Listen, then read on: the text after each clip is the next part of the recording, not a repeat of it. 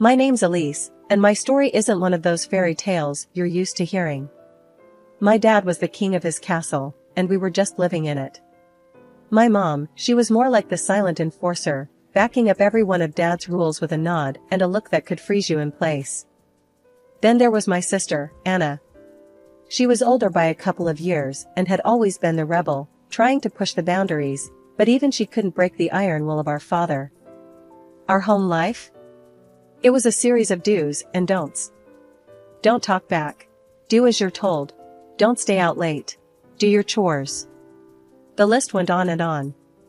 It wasn't just the rules, it was the cold way they were enforced. Love and warmth were scarce, replaced by a rigid discipline that stifled us. One day, Anna got caught up in a teenage dream. She met a guy, Dave, kind-hearted and with a smile that could light up the darkest days. But he made the mistake of not fitting into Dad's view of suitable. I remember the day she brought him over, all nervous and hopeful. The air was thick with tension. Dad took one look at him and the sparks flew. "What do you think you're doing, bringing nobody into my house?" he barked, voice booming like thunder. Anna's eyes were wide, tears brimming, but she didn't dare let them fall. She knew better than to challenge Dad openly. "Dad, please, he's a good person," she whispered, barely audible. "Good? Good doesn't pay the bills. Get him out of my sight," he spat, turning his back on them both. That night, Anna cried in silence, her dreams shattered. She didn't dare disobey Dad, and that was the end of her and Dave. It was a lesson in our harsh reality. Love wasn't about feelings, it was about fitting into the strict mold Dad had set. As for me, I watched and learned. I knew better than to get caught in the crossfire. I kept my head down, followed the rules, and counted down the days until I could escape. The day I left for college felt like my first breath of fresh air in years. The day I left for college felt like I was finally taking a sledgehammer to the chains that had bound me my whole life.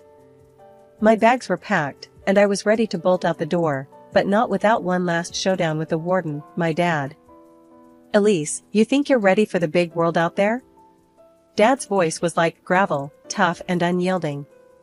He stood in the doorway, a towering figure that I was about to leave behind. "I'm more than ready, Dad.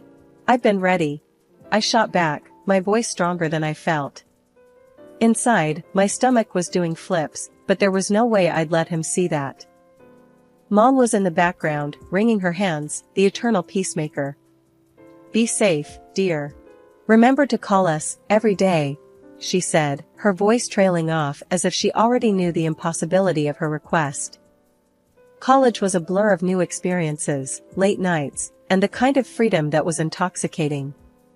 I made friends, actual friends, who liked me for me, not because of some unspoken family obligation. One night, in our cramped little dorm, my roommate, Jess, and I were sprawled out on our beds, talking about everything and nothing at the same time. "So, Elise, you ever gonna call your folks?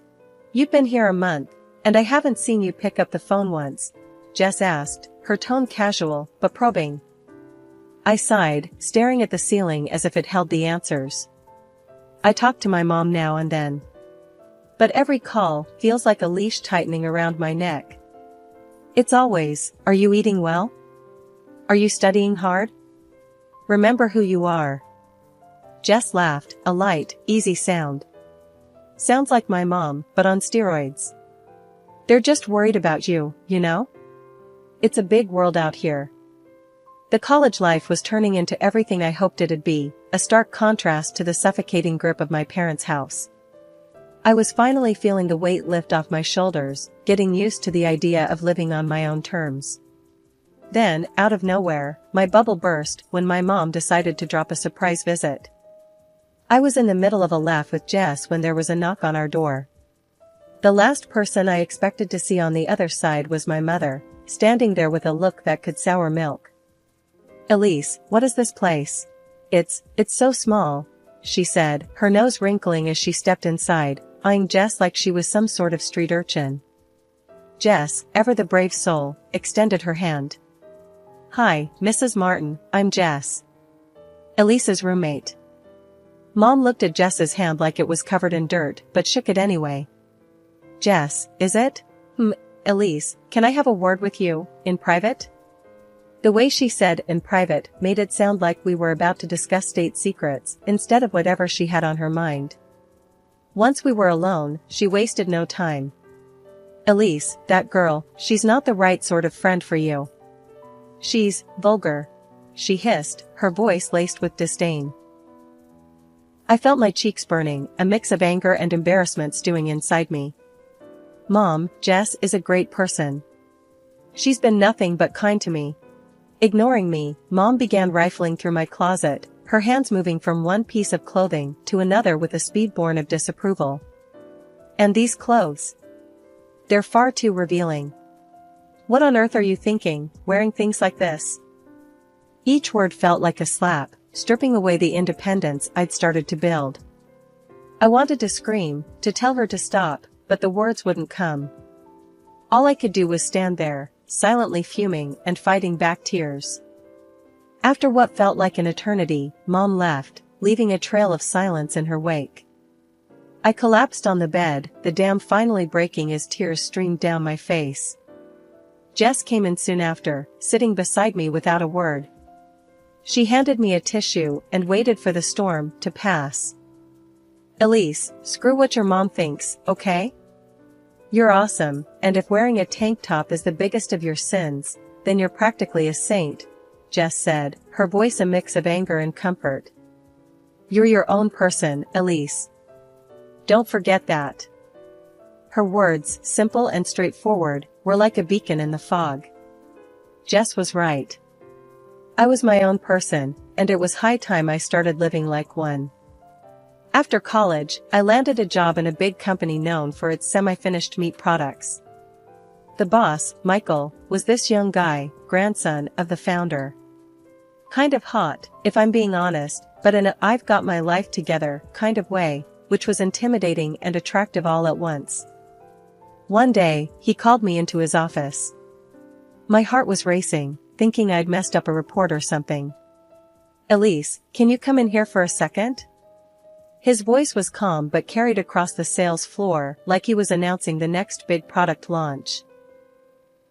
I walked in, trying to look confident but probably failing miserably. Yes, Michael?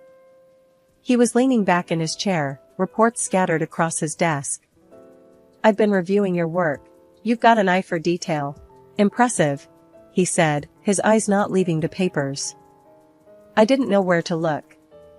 Was this a compliment or the prelude to a but? Thank you, I try my best, I managed to say, feeling my face heat up. No, thank you. It's refreshing to see someone take their work seriously around here. Keep it up, he said, finally looking up with a smile that made my knees weak. Fast forward a few months, Michael got transferred to another department. We barely saw each other, which was probably for the best. I mean, dating your boss? That's a recipe for disaster, right? Then, as fate would have it, we bumped into each other at the supermarket. I was inspecting some sad-looking avocados when I heard his voice.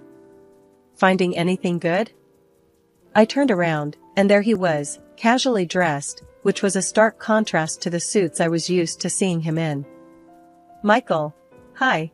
Just, trying to decide if these avocados are worth it, I stammered, feeling like a complete idiot. He laughed, a sound that was way too charming. Let me give you a tip. This one, he picked up an avocado, is perfect. See?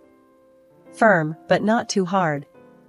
We ended up talking more about fruits and vegetables than I ever thought possible.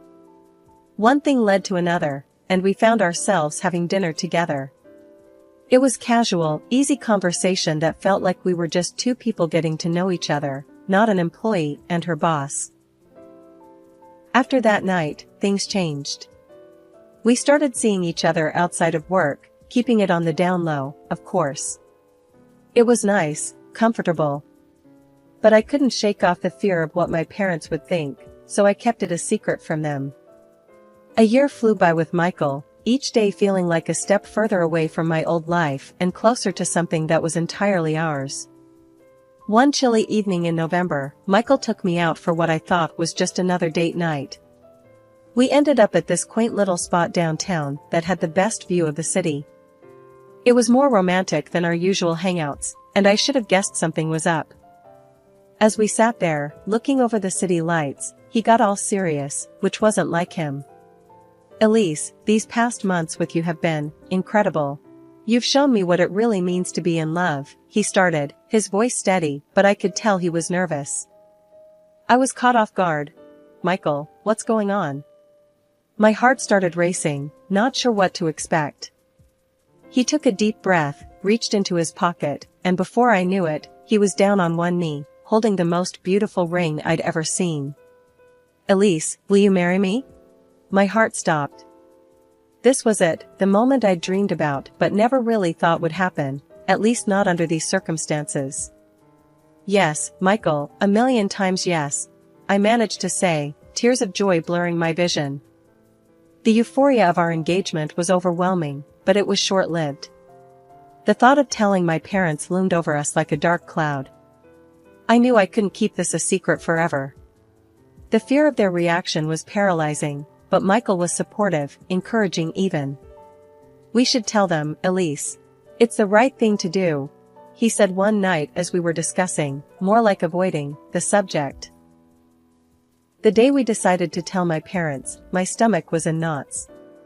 We drove to their house, the silence in the car heavy with unsaid fears and unasked questions. Sitting across from my parents in the living room felt like being in a courtroom, waiting for the judge's final verdict. "Mom, Dad, we have something to tell you.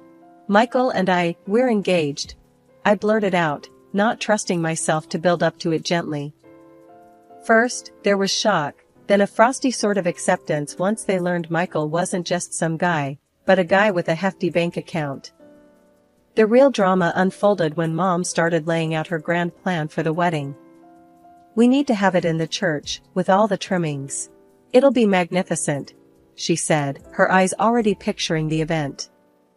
I could feel my dream of a simple, intimate wedding slipping through my fingers. Mom, Michael, and I were thinking something low-key. Just sign the papers and have a small party. That's it, I said, hoping to steer her away from her grand designs. Her reaction was as if I'd suggested we get married in a fast food joint. Unacceptable. A girl's wedding day is her most special day. I'll take care of everything. Don't you worry, she said, dismissing my wishes with a wave of her hand. I felt my temper flare. But it's our wedding, shouldn't we get to decide how we want it? I protested, but Dad cut me off mid-sentence. If you don't do it this way, you might as well not do it at all.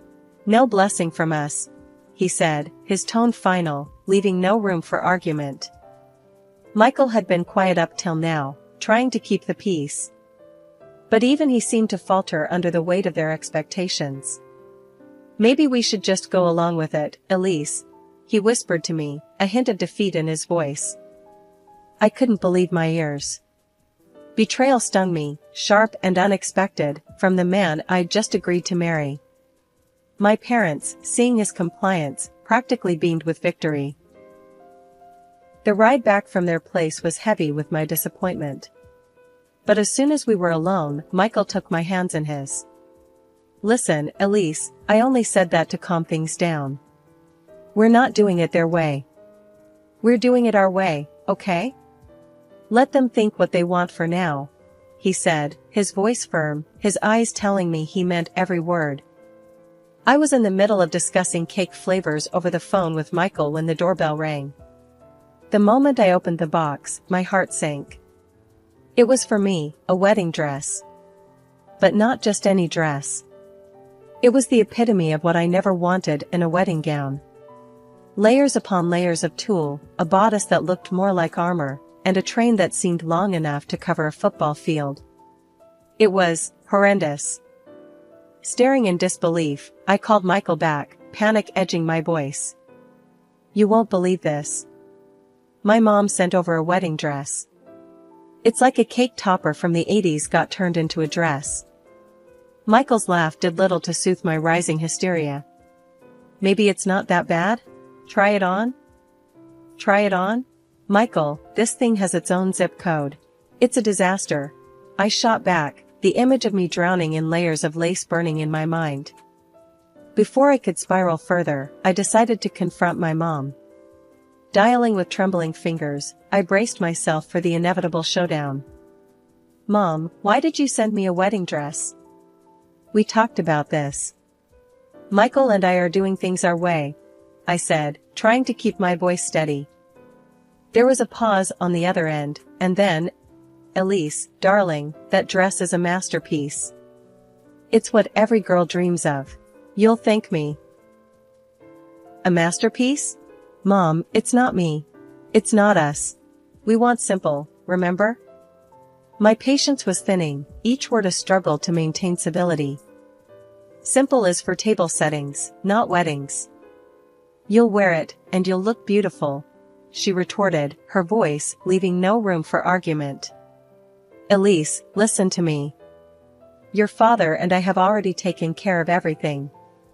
The hall is booked, and plans are set. You're going to have the wedding every girl dreams of. Her words hit me like a ton of bricks. What do you mean, everything's set? Michael and I haven't agreed to any of this. I could feel my voice rising, a mix of anger and disbelief swirling inside me. It's done, Elise. We've even sent out the guest list. It's going to be a beautiful event, she said, her tone final, cutting off any avenue for protest. I hung up, feeling defeated and betrayed. It felt like I was being steamrolled into someone else's version of my wedding. When I relayed the conversation to Michael, his face fell. Yeah, your mom called me. She insisted I cover half of the budget she's drawn up. Sent me the bill, the hall address, and some wedding design proposal. He admitted, looking like he'd swallowed something sour. And the guest list, she sent that to you too? I asked, dreading the answer. Michael nodded. Yeah, it's packed with people I've never met. And I didn't see any of your relatives on it. Your mom mentioned something about keeping it exclusive. The realization that my parents were orchestrating a wedding that catered to their social circle, sidelining our wishes, and even my own family, was too much.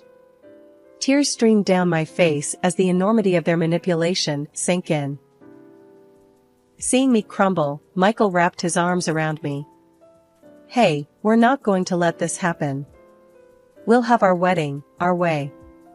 Just us, our friends, and whoever we want. No dictates, no lists. Let's do it secretly, the way we want. I needed an ally, someone who could understand the madness of defying our parents on such a grand scale. Naturally, my thoughts turned to Anna, my sister, the one person who'd always understood the weight of our parents' expectations. So, I called her up, heart pounding with a mix of excitement and fear. Anna, I need you to be super chill about what I'm about to tell you. Michael and I, we're planning a do-over. A real wedding that's all about us, no parental strings attached. I spilled, the words tumbling out in a rush. Her response was immediate, a mix of shock and awe. Holy smokes, Elise. That's huge.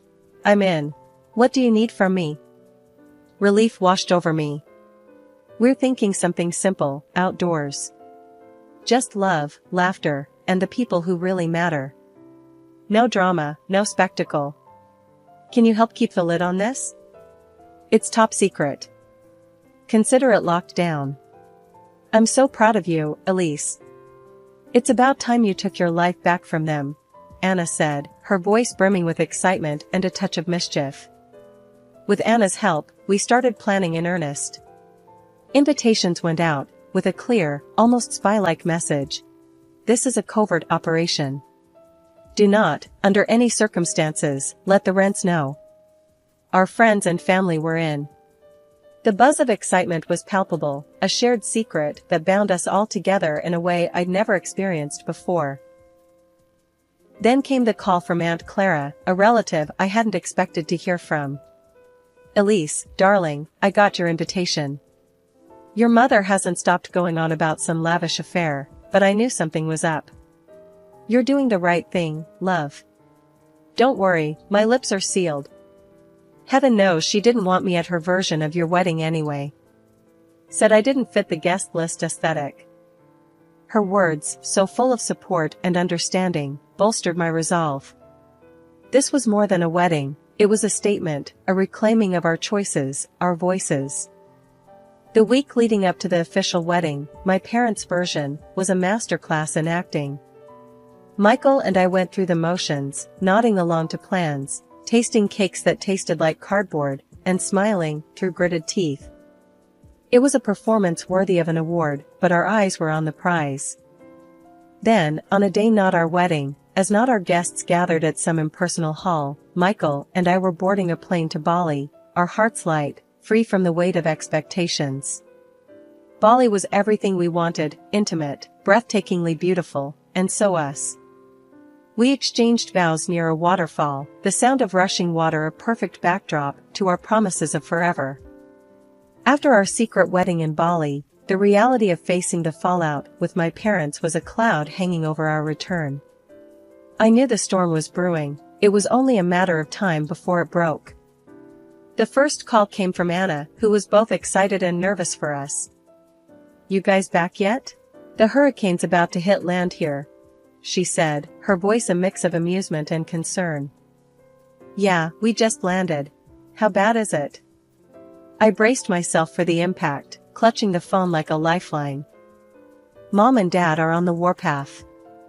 They found out about Bali when they tried calling you to berate you for being late to your own wedding. When they realized where you were, all hell broke loose," Anna explained, the words tumbling out in a hurried whisper. Dialing my parents' number felt like the longest few seconds of my life. The phone rang twice before my mom's voice came through, icy and sharp. "Elise, where do you think you've been? Do you have any idea of the embarrassment you've caused us?" "Mom, I'm sorry you feel embarrassed, but this was about what Michael and I wanted. We needed our wedding to be true to us, not a spectacle," I said, my voice steadier than I felt. "Dad thinks we should cut you off, you know. After this stunt, maybe he's right," she added, the threat hanging in the air like a guillotine.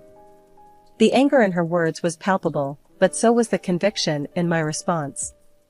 "If that's what you think is best, then so be it. But Michael and I made a choice for our happiness. I wish you could be happy for us." The line went dead, her silence a clear indication of the breach that had formed between us.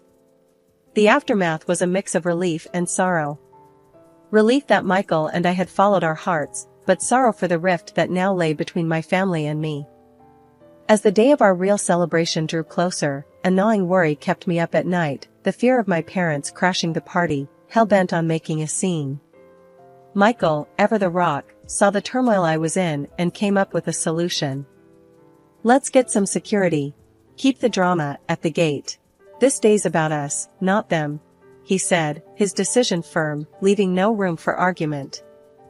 The day of the party was nothing short of magical. We chose a minimalist outdoor style for the celebration, with simple, elegant decorations that complemented the natural beauty around us. As dusk fell, electric garlands lit up the venue, casting a warm glow over the faces of our friends and relatives. It was like something out of a dream. Standing beside Michael, both of us dressed to the nines, I felt a surge of happiness so intense it was almost overwhelming. Our guests came up to us, one by one, showering us with congratulations and warm wishes. Anna was beaming, her happiness for us clear as day, while Aunt Clara, bless her heart, kept me in a tight hug before pulling me into every dance. The night was perfect, a true celebration of our love and the life we were building together. But then, the inevitable happened. Word got to me through one of the security guys that my parents had shown up, determined to force their way in. My heart sank. I had hoped it wouldn't come to this. Michael squeezed my hand, a silent vow that we'd face this together. I approached the entrance, where my parents stood, arguing with the security. "This is my daughter's wedding. You can't keep me out," my dad bellowed, his face red with anger. "Please, you need to leave. You weren't invited. I made it clear, no drama today." I said, my voice steady though my heart was racing. My mom tried to push past the security, her eyes blazing. You can't do this to us. We're your parents. But the security held firm, a gentle but unyielding barrier between us and them. I don't want to have to call the police, but I will if I have to. Please, just go, I said, the finality in my voice surprising even me. The rest of the evening passed in a blur of joy and celebration. Every dance, every laugh, every shared look with Michael reaffirmed my belief that we had made the right choice. We were happy, truly happy, surrounded by the people who mattered most.